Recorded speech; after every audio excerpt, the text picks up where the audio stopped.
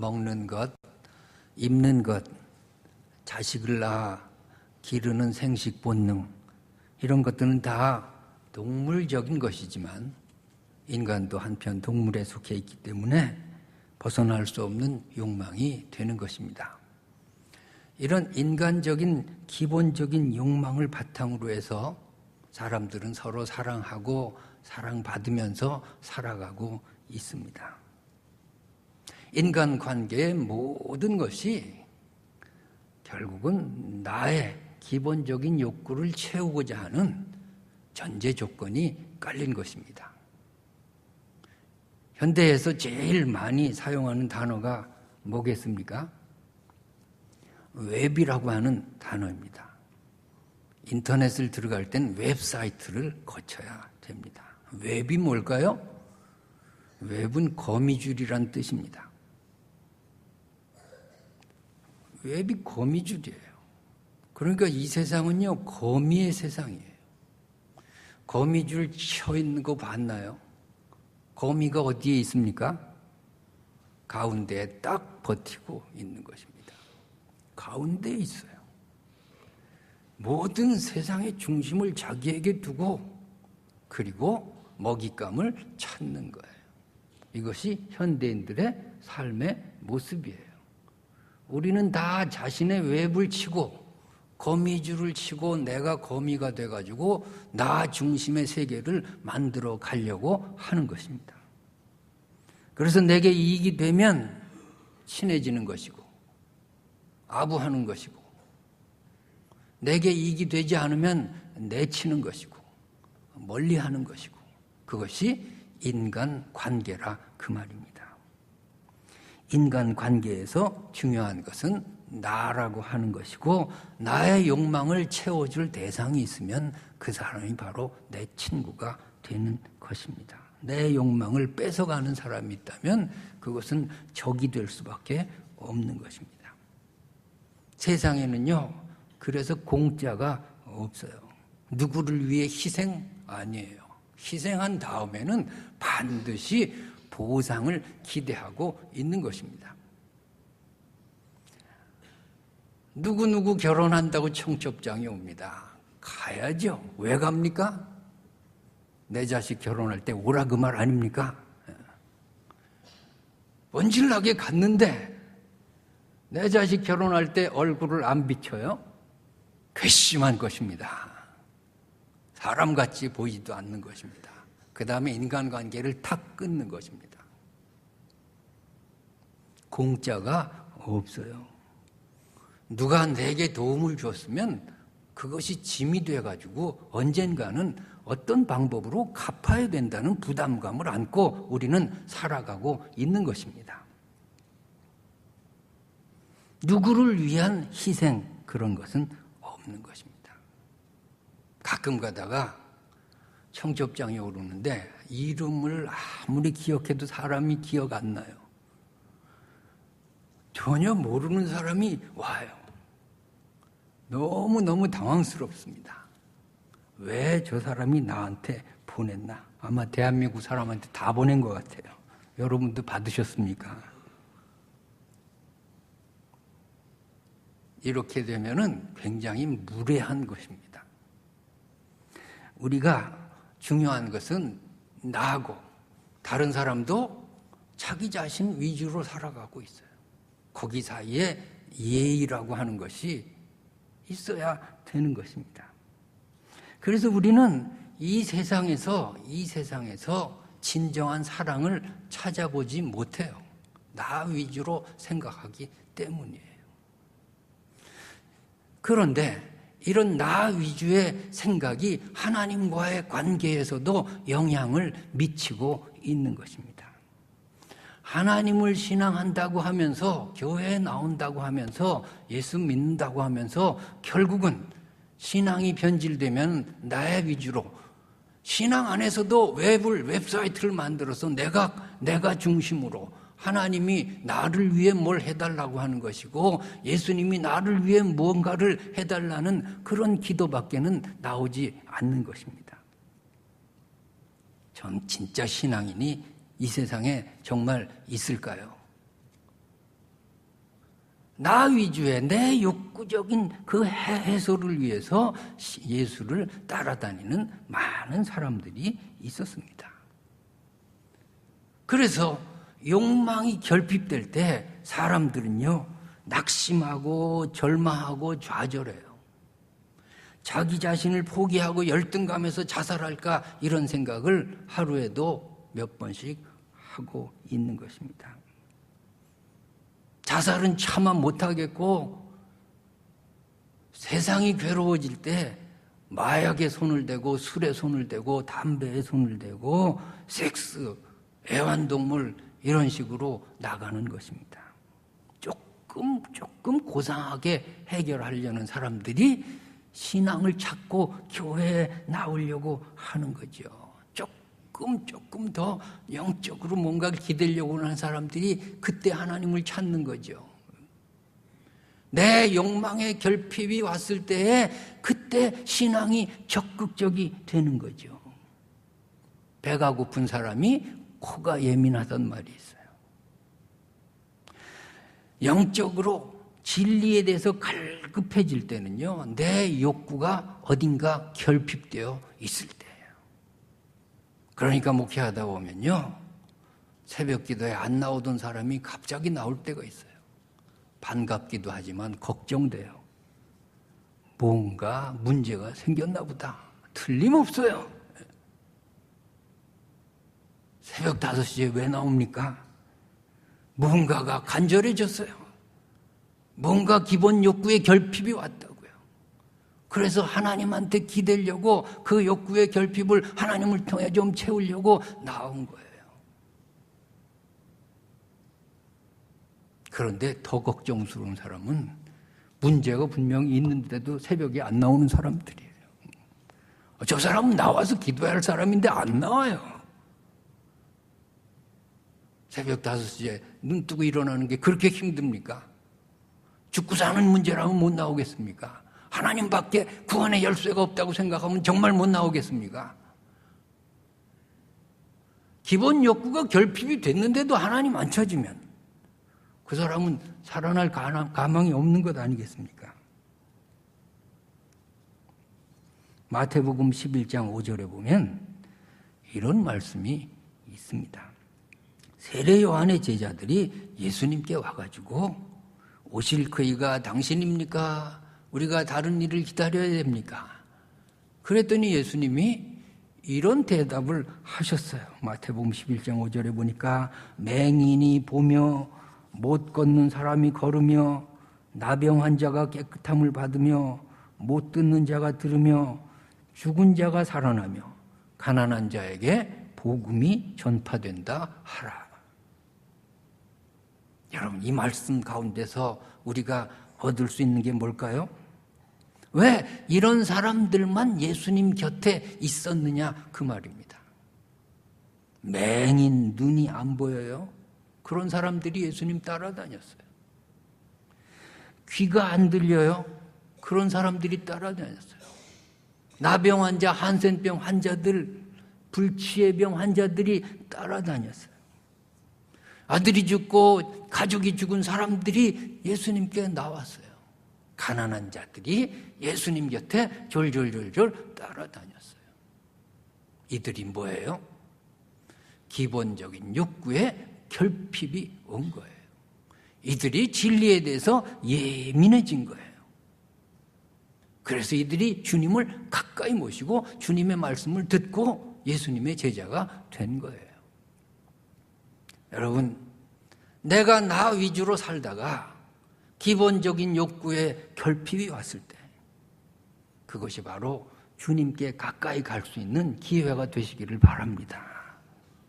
주님께 가까이 나갈 수 있는 기회예요. 여러분, 인간이 가진 기본 욕구, 소유욕, 생존욕, 소유욕, 생식 본능이 뭘까요? 이것은 하나의 줄로 꿰을 수 있어요. 살고 싶다는 거죠.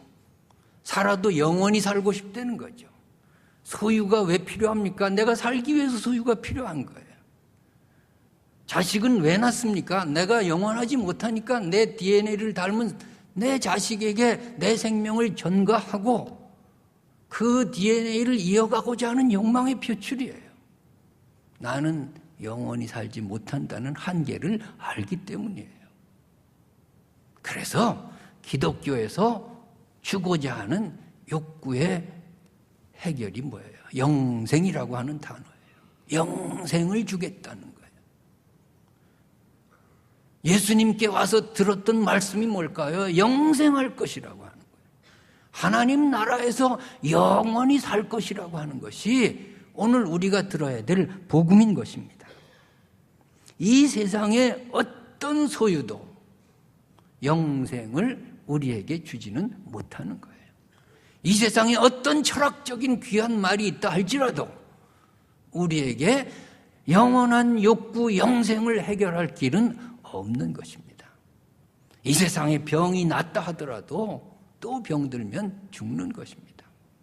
여러분, 나사로가 나흘 만에 살아난 것이 기적인가요? 그 나사로 또 죽습니다. 오늘 내가 갑자기 병이 낫고 그런 것이 기적인가요? 또 죽는 거예요. 중요한 것은 예수 안에서, 예수님 안에서 영생하시기 바랍니다. 그것만이 우리가 바라봐야 될 신앙의 목표인 것입니다. 그런데 오늘 기본적인 자기 욕구에 집착해서 삐뚤어진 신앙의 유형들이 몇 가지 나오고 있습니다. 하나님과의 관계, 예수님과의 관계에서도 웹 안에서 내가 중심이 돼가지고 예수를 보니까 신앙이 변질됐어요. 그 신앙이 22절에 나오고 있는데 유대인은 표적을 구하고 그런 말이 있습니다. 표적을 구하는 신앙이 있습니다. 심지어는 이 유대인들은 십자가에 예수님이 달려있는데 거기서도 표적을 구합니다. 네가 진짜 메시아면 뛰어내려봐라. 그러면 믿겠다. 뛰어내리면 믿겠습니까? 또 다른 표적을 구하겠죠. 이것 이루어지면 믿겠다는 거예요. 이 유대인들은요, 십자가에서 예수님 보고 뛰어내리라는 이 유대인들은 불과 일주일 전에 나사로가 살아난 것을 목격했거나 들었던 사람이에요. 나사로의 부활 사건은 예수님 십자가에 불과 일주일 전 아니면 열흘 전, 학자들은 그렇게 보고 있습니다. 예루살렘이 얼마나 크겠습니까? 서울만 하겠습니까? 삽시간에 소문이 퍼지는 거 아닙니까? 많은 사람이 봤어요. 죽은 지 나흘 만에 사람이 살아나는 걸 봤다고요. 그러면 무슨 표적이 더 필요한가요? 그분이 메시아 아닐까요? 그런데 또 표적을 구하고 있는 것입니다. 메시아라면 해보라는 것입니다. 표적을 구하는 신앙은 허무한 것입니다. 여러분, 예수 그리스도가 표적이 되시기 바랍니다. 하나님 이거 해보시오. 내가 믿겠습니다. 하나님 이거 해놓으세요. 내가 그러면 충성하겠습니다. 하나님 이거 해놓으세요. 끝끝내 그러다가 마는 거예요. 내가 옛날에 외국에 갔을 때 여행 중인데 우리 아이들이 어렸을 때 아빠를 기다린대요. 큰애가.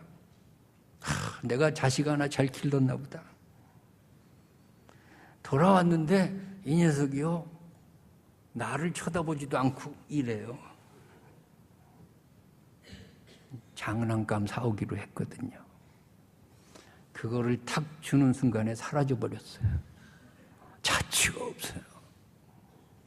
얘가 원하던 건 아빠가 아니었어요. 장난감. 내가 속았어요.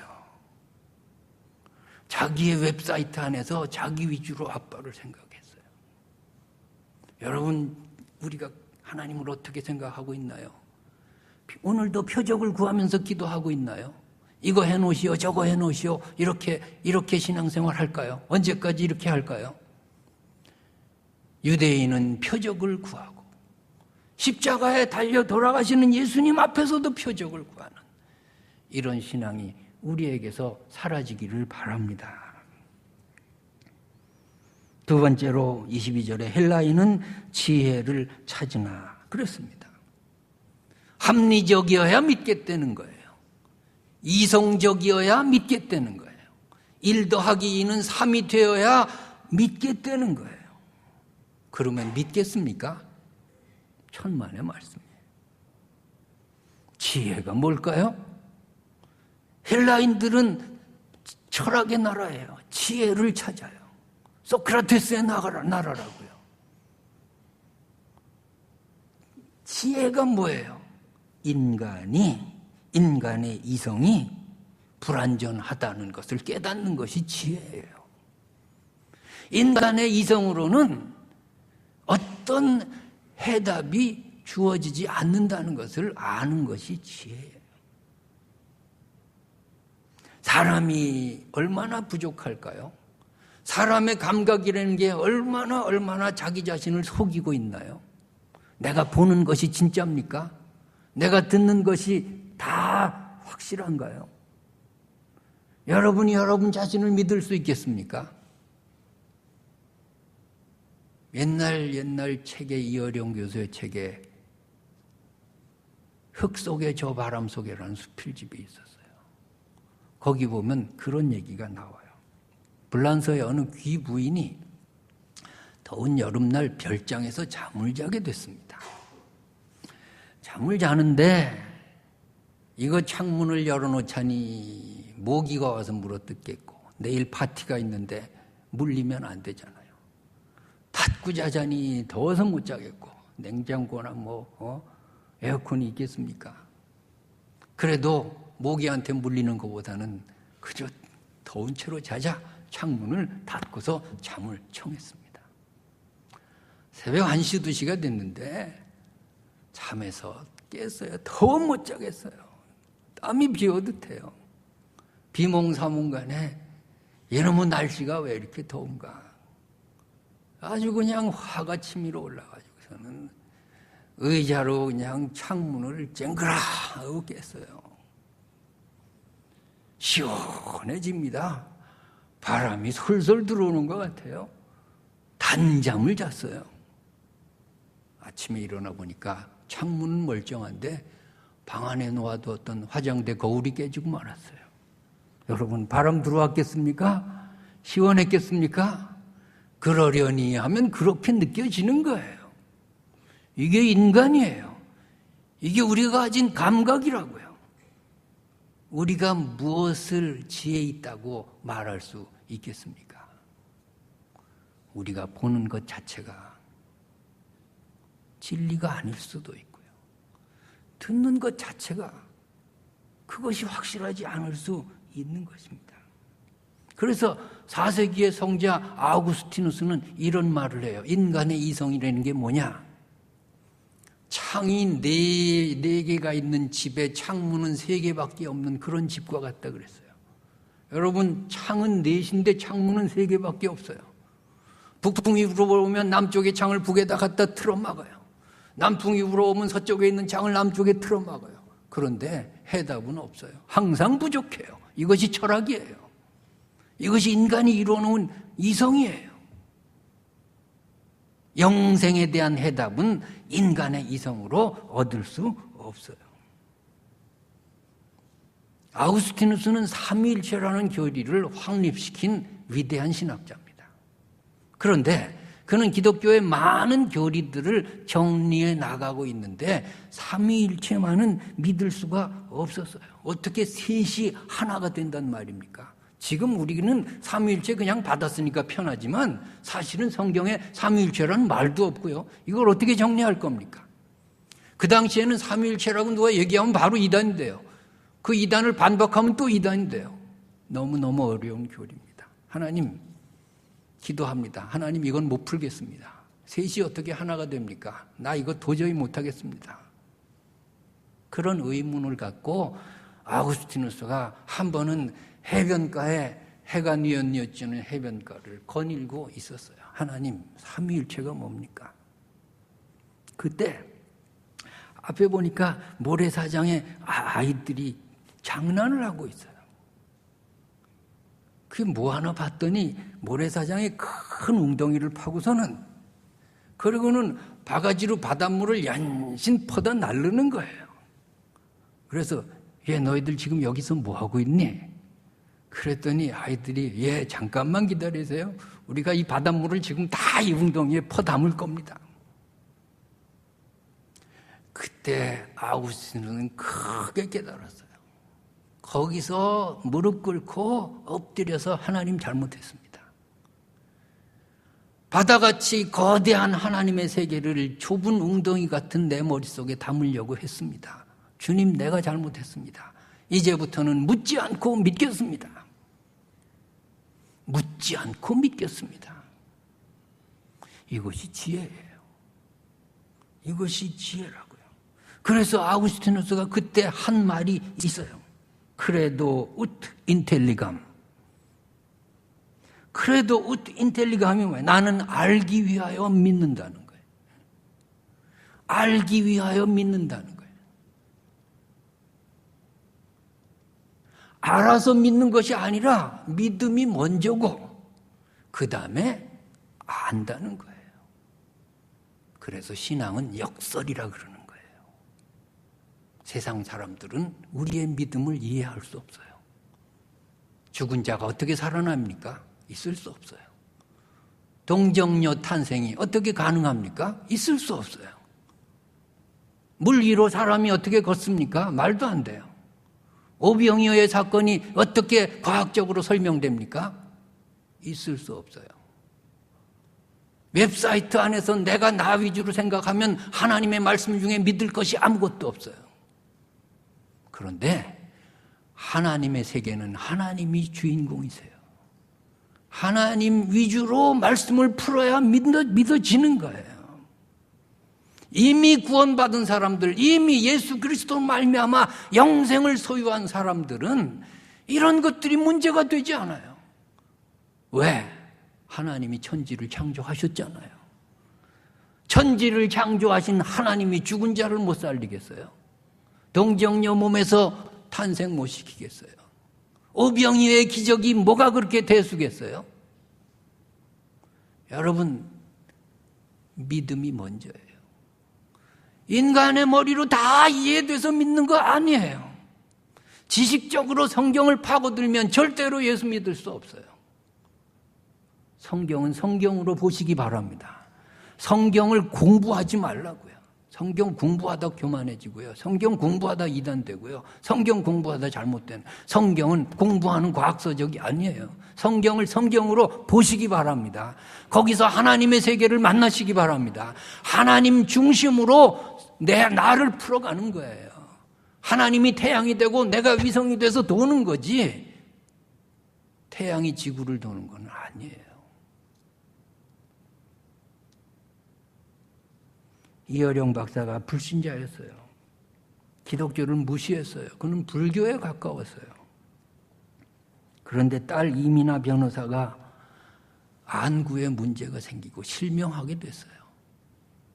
딸의 권유로 교회 나가다가 예수 믿고 세례받았어요. 그분은 지성에서 영성으로라는 책 속에 이런 말을 합니다. 과거에 오리로만 보였던 성경이 지금은 구슬 꿰듯 새롭게 보입니다. 대한민국 최고의 지성이 지식으로 믿은 것이 아니에요. 믿고 보니까 알았어요. 하나님을 알게 되는 거예요. 할렐루야. 그것이 믿음이에요. 그럼 이렇게 말합니다. 저는 딸에게 이렇게 말했습니다. 나의 지식과 돈이 너를 구원하지 못했다. 정말 내가 주 안에서 평안함을 얻었다면, 예수님 안에서 새로운 생명을 찾았다면 그것은 나의 지식의 무력함이 증명된 것이 아니냐. 그리고 내가 이 무력함에 매달려서 평생을 살았구나. 이렇게 주님의 진리의 복음 아래서 자신의 이성이 허무한 것을 고백하고 있습니다. 지혜를 찾는 헬라인 허망한 것입니다. 세 번째로 십자가에 보면 23절에 보면 십자가에 못 박힌 예수를 전하는 신앙이 있습니다. 십자가에 예수만을 믿는 신앙입니다. 유대인들에게는 거리끼는 것이요 이방인에게는 미련한 것이로되 우리에게는 하나님의 능력이요 하나님의 지혜라고 했습니다. 어째서 메시아가 십자가에 돌아가시는 것이 하나님의 능력이란 말입니까?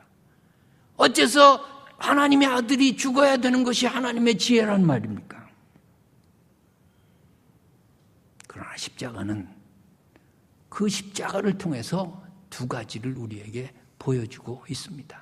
하나는 내가 얼마만한 죄인인가 하는 것을 가르쳐주고 있어요.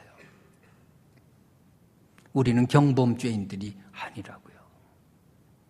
우리는 죽어 마땅할 죄인이에요. 하나님이 우리를 핏값으로 사셨다고 했어요. 우리는 값 주고 산 바 됐어요. 이 시계가 100만 원짜리라 그러면 내가 100만 원 줘야 돼요. 50만 원 주면 못 사는 거예요. 하나님이 우리를 어떤 값을 지불하고 사셨어요. 독생자 외아들 희생하셔서 사셨어요. 우리는 어떤 죄인인가요? 십자가에 죽어야 할 만한 죄인이에요. 그것을 십자가는 우리에게 가르쳐줘요. 십자가를 바라볼 때마다 우리는 겸손해질 수밖에 없어요. 십자가를 바라볼 때마다 우리는 죄인이에요. 십자가를 바라볼 때마다 우리는 하나님의 은혜에 감격 이상 아무것도 없어야 돼요. 또 다른 인간적인 기본적인 욕구니 뭐니 다 없어요. 십자가 안에서 다 이미 이루어 버렸어요. 죽을 영혼이 영생을 얻었잖아요. 세상에서 주지 못하는 영생이 십자가 안에서 얻었잖아요.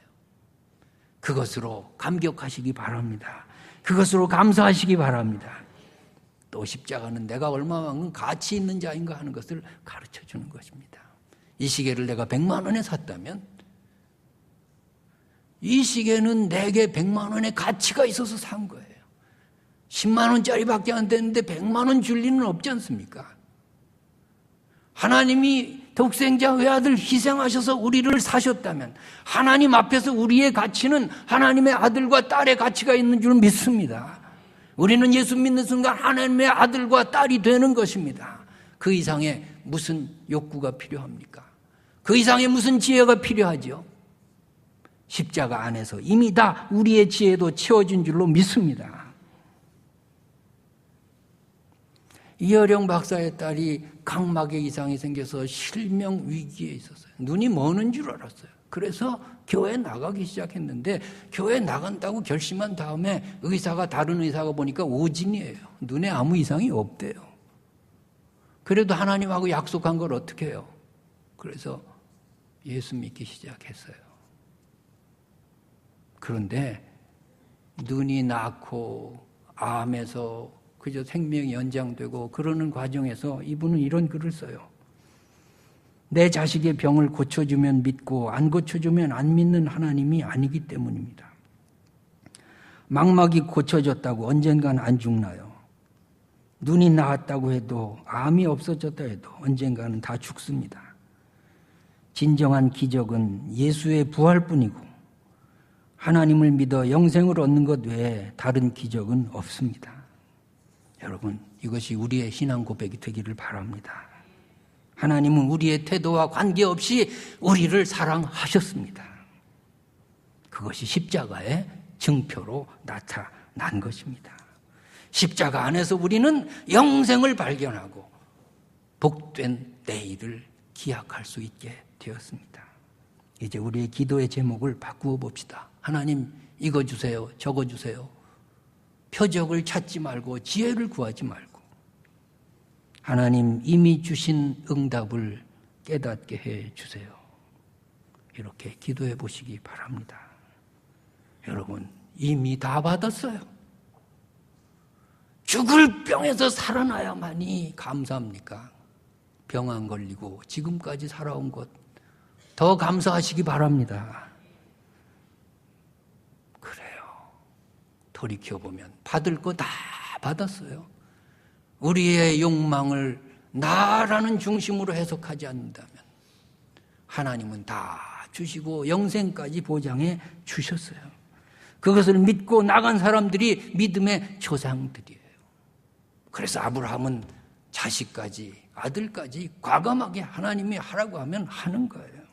하나님 물론 그런 거 요구하는 것이 아닙니다. 이삭은 우물을 파놓고 뺏어가면 뺏기는 거예요. 왜? 그런 것이 중요한 것이 아니에요. 하나님의 나라를 기약하는 사람은 그런 것이 중요한 것이 아니에요. 야곱은 숱한 고난 속에서도 전혀 불평이 없어요. 고난 당하려면 당해라. 고난이여 올려면 와라. 나는 하나님의 자녀다. 나는 영생을 소유했다. 차원이 다른 거예요. 요셉 흔들림이 없잖아요. 이런 귀한 신앙 우리가 본받으면 좋겠습니다. 이제는 우리가 욕망을 십자가 안에서 다 채우고 영생을 소유한 자로 어떻게 살아가야 되겠습니까? 내가 이웃의 결핍을 채워주면서 살아야 하겠습니다. 여러분, 위로는 다 받았어요. 이제 위로하시기 바랍니다. 이미 넘치는 사랑을 받았어요. 사랑을 쏟아 부으시기 바랍니다. 내게 더 이상 필요한 것은 없어요. 죽으면 죽으리라고 하는 책에 보면 안희숙 여사가 감옥에서 나와서 사과 장수에게 전도하는 모습이 있습니다. 사과 장수의 기본 욕구가 뭘까요? 사과 파는 거예요. 아주머니, 오늘 사과 몇 개 팔 겁니까? 그 사과 제가 다 사겠습니다. 나하고 30분만 얘기해 주시겠습니까? 그러고 전도하는 거예요. 그냥 전도지 주고 예수 믿으라는 게 아니에요. 그 사람의 기본 욕구를 채우는 거예요. 새 가족이 원하는 것이 뭘까요? 외롭지 않는 거예요. 친구가 생기는 거예요. 말동무가 있는 거예요. 여러분, 그 욕구를 채우시기 바랍니다. 다가가야 되는 거죠. 말을 걸어야 되는 거죠. 친구가 돼야 되는 거죠. 나 위주로 다른 사람을 또 생각하겠습니까? 그 사람 위주로 내가 다가가 보시기 바랍니다. 교회를 정하지 못하는 사람들의 욕구가 뭘까요? 행복한 교회 하나만 찾고 싶다는 거 아닙니까? 여러분의 교회를 행복한 교회로 만드시기 바랍니다. 그리고 하나님께 영광 돌리시기 바랍니다. 기도하겠습니다.